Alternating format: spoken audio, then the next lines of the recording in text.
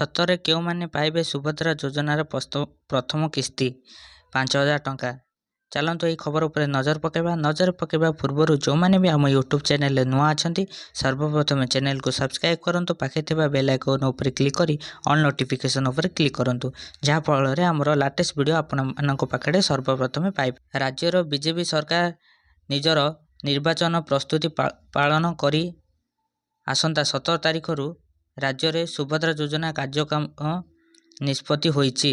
ପ୍ରଧାନମନ୍ତ୍ରୀ ନରେନ୍ଦ୍ର ମୋଦିଙ୍କ ଜନ୍ମଦିନରେ ସେପ୍ଟେମ୍ବର 17 ତାରିଖରେ ହୋଇଥିବାରୁ ଉକ୍ତ ଦିନ ହିଁ ରାଜ୍ୟ ସରକାର ସୁଭଦ୍ରା ଯୋଜନା କାର୍ଯ୍ୟକ୍ରମ କରିପାରିବେ ବୋଲି ମୁଖ୍ୟମନ୍ତ୍ରୀ ମୋହନ ଚରଣ ମାଝୀ କହିଛନ୍ତି।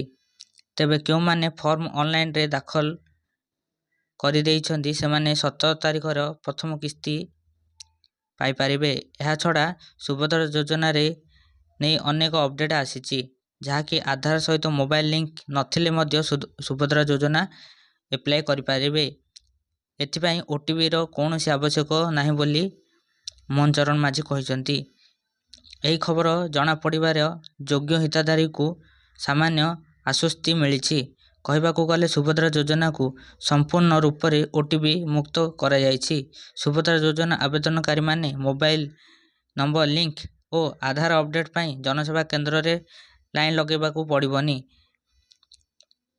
ଏହି ଯୋଜନାରେ ଆବେଦନ କରିବା ପାଇଁ ରାତି ଅନିଦ୍ରା ହୋଇ ଆଧାର ସର୍ଭିସ କେନ୍ଦ୍ର ହେଉ କିମ୍ବା ଜନସେବା କେନ୍ଦ୍ରରେ ରାତି ଅନିଦ୍ରା ହୋଇ ଲାଇନ୍ ଲଗାଇବାକୁ ପଡ଼ିବନି ବୋଲି ସରକାର କହିଛନ୍ତି। ସୂଚନା ଅନୁଯାୟୀ 4 ସେପ୍ଟେମ୍ବର ସନ୍ଧ୍ୟାରୁ ସୁଭଦ୍ରା ଯୋଜନା ଫର୍ମ ଦାଖଲ ଆରମ୍ଭ ହୋଇଛି।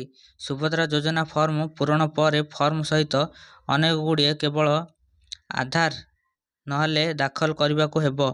ପୂର୍ବରୁ ଉପଯୁକ୍ତ ମନ୍ତ୍ରୀ ପ୍ରଭାସୀ ପରିଡ଼ା କହିଛନ୍ତି ଯେ ସୁଭଦ୍ରା ଯୋଜନା ପାଇଁ ଆବେଦନ କୌଣସି ଶେଷ ତାରିଖ ନାହିଁ ବୋଲି କହିଛନ୍ତି।